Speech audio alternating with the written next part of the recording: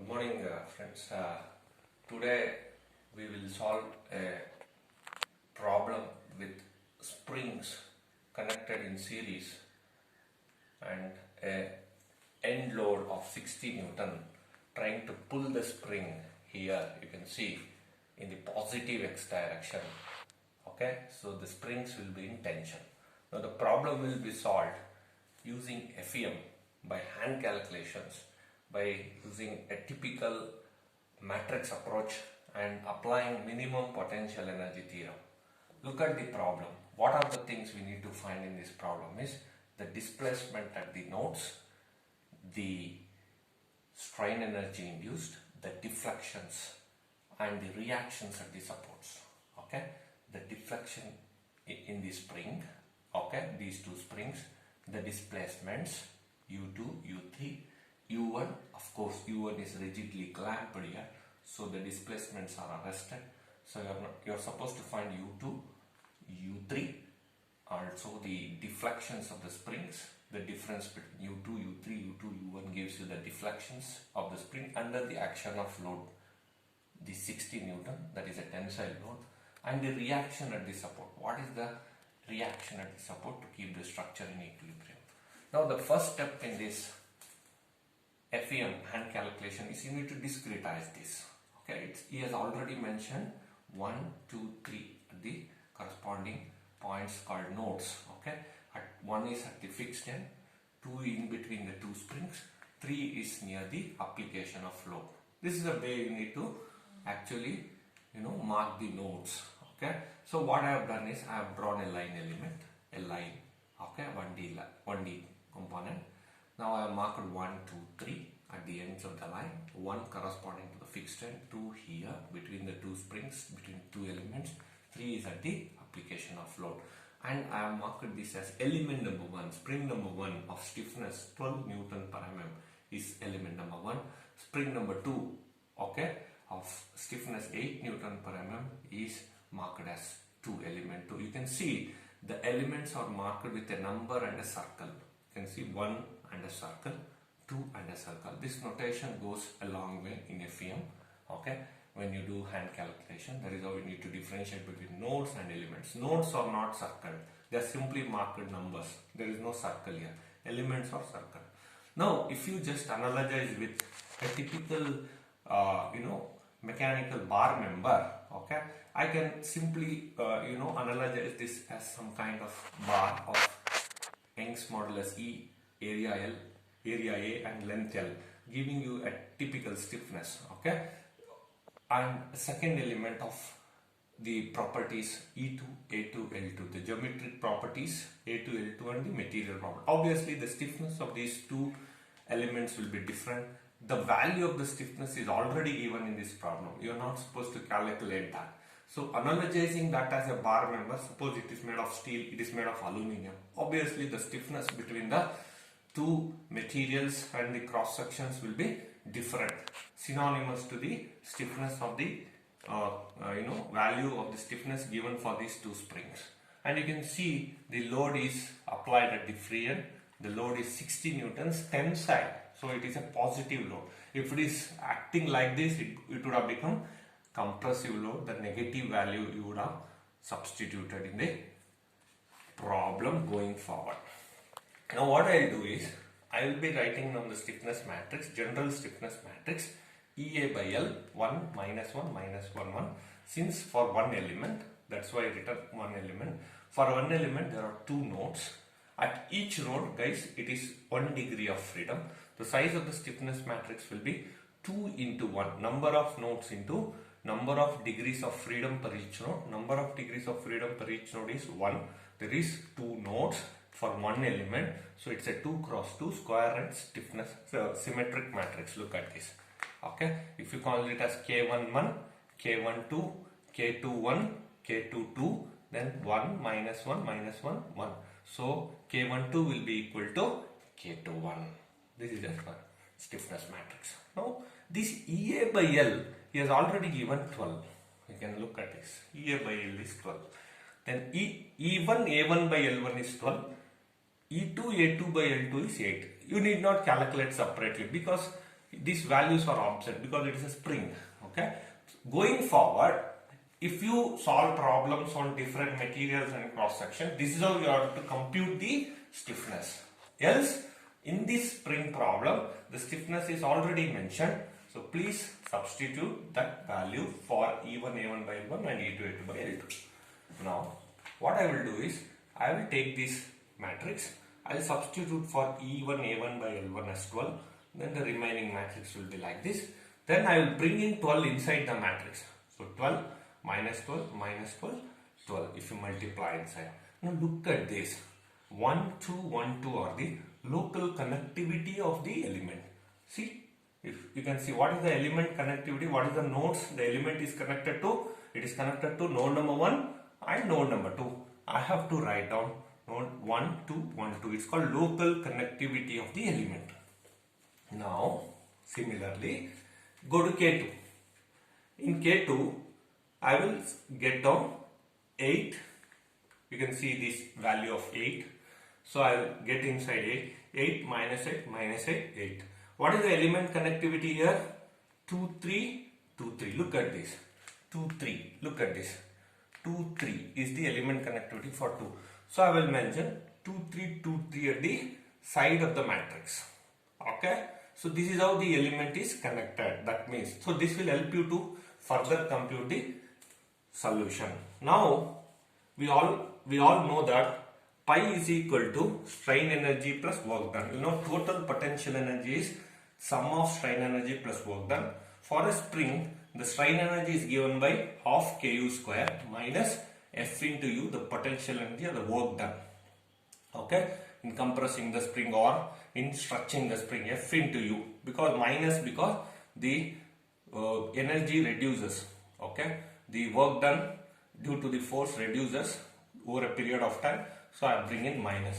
Now imposing minimum potential energy theorem, del pi by del U equals 0 for the above equation, I'll get half K into 2U minus F1. You have to take the derivative of it, partial derivative, and you get a set of equilibrium equation. Here is a one equilibrium equation which relates the load and the displacement. It is called Ku equals F. It's a famous equation in your structural mechanics, especially in FEM. Applying minimum potential energy theorem, you are going to get equilibrium conditions. Okay, the potential energy becomes minimum and resulting in equilibrium conditions. Now, once you have computed K1, K2, your next step is to find K global. You need to assemble K1. You need to assemble K1, K2 to get the global stiffness matrix. So what is the size of the global stiffness matrix? The size of this global stiffness matrix will be number of nodes into number of degrees of freedom per each node. Remember students, in the previous step, when I was computing the stiffness of individual element, I used to take this as 2 cross 2 matrix because you have 2 nodes. But if you take the whole structure into consideration, how many nodes are there? There are 3 nodes. So obviously you need to consider all the 3 nodes for the entire structure. So what is the number of nodes? 3 nodes. Number of degrees of freedom per each node, since it is a 1D deformation, linear deformation, it is 1 degree of freedom. Look at this, U3, U2, U1. Okay, so all in X direction only. So 3 into 1. 3 into 1 gives you 3. Always remember, stiffness matrix, if at all you get 3, it means it is a 3 cross 3 matrix. The size of the stiffness matrix is always number of nodes into number of degrees of freedom per each node. It is 3, that means it is a 3 cross 3 square and symmetric matrix. It is a 3 cross 3 square and symmetric matrix. Write down the same equilibrium equation what you got by applying minimum potential energy theorem as Ku equals F in the form of a matrix. K global into U global equals F global for entire structure. So I have to bring in this expression. So how to write K global, U global, F global? Look at this. You can see K global. What is the size of the stiffness matrix? 3 cross 3.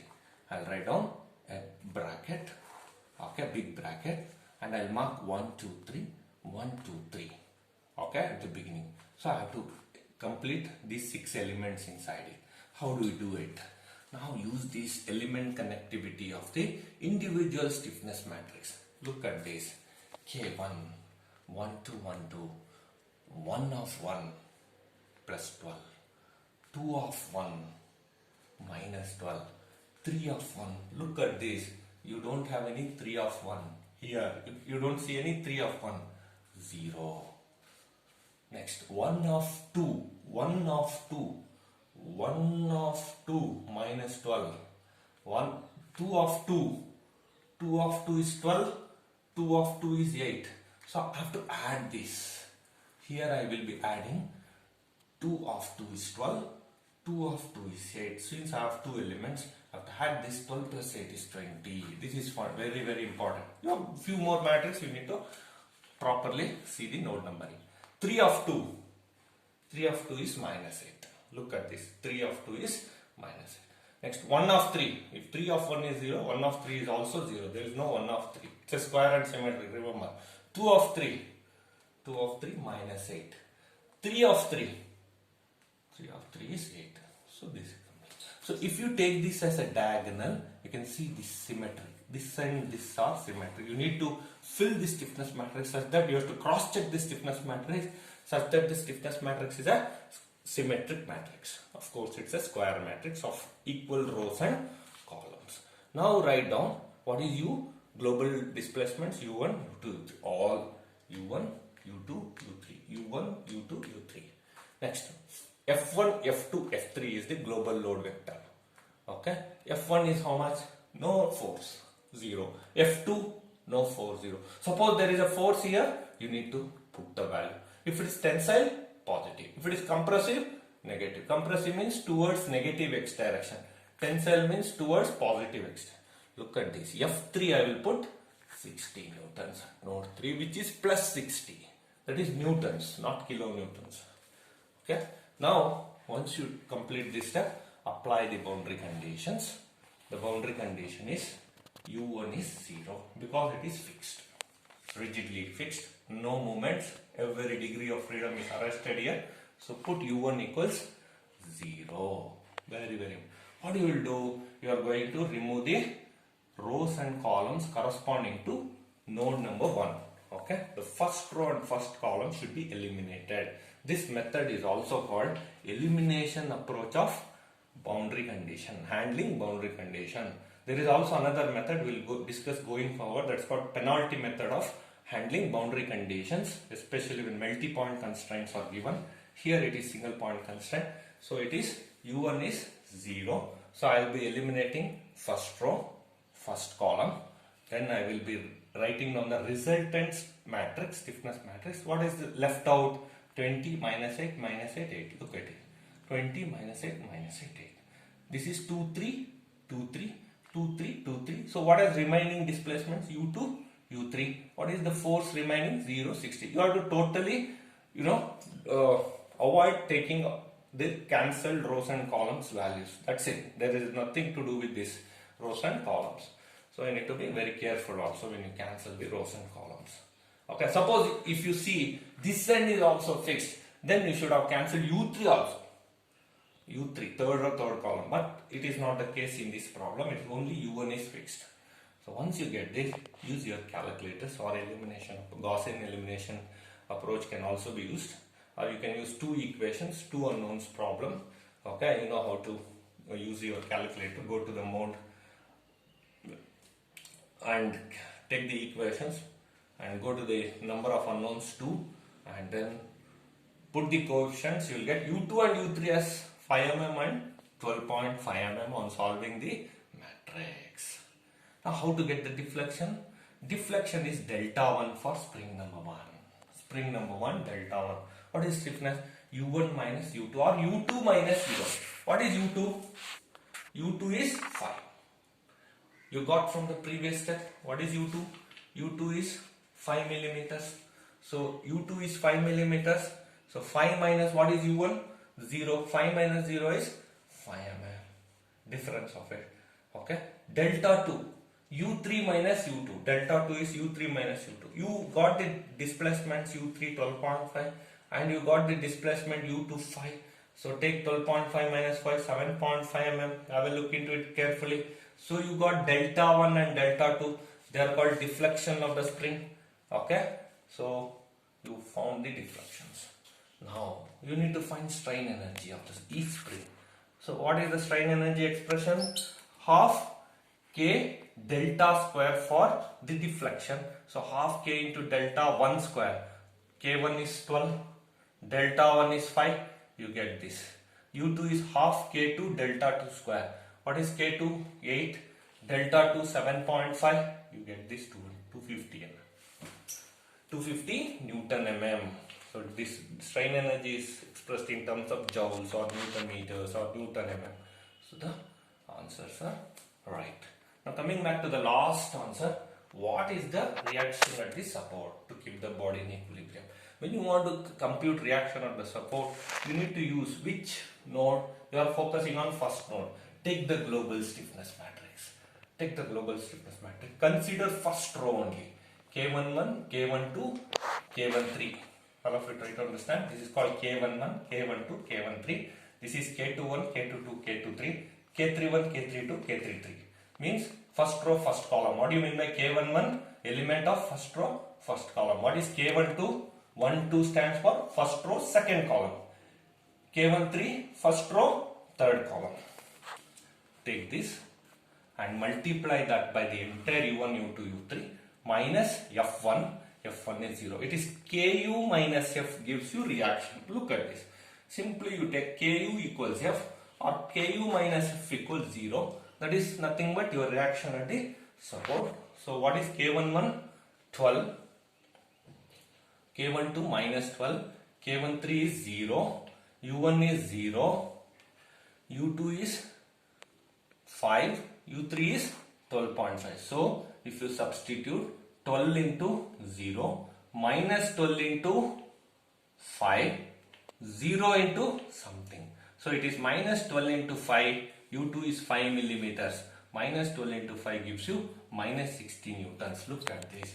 The load is 60 newton pulling and the reaction will be, the support is minus 60 newton, trying to keep the body in equilibrium.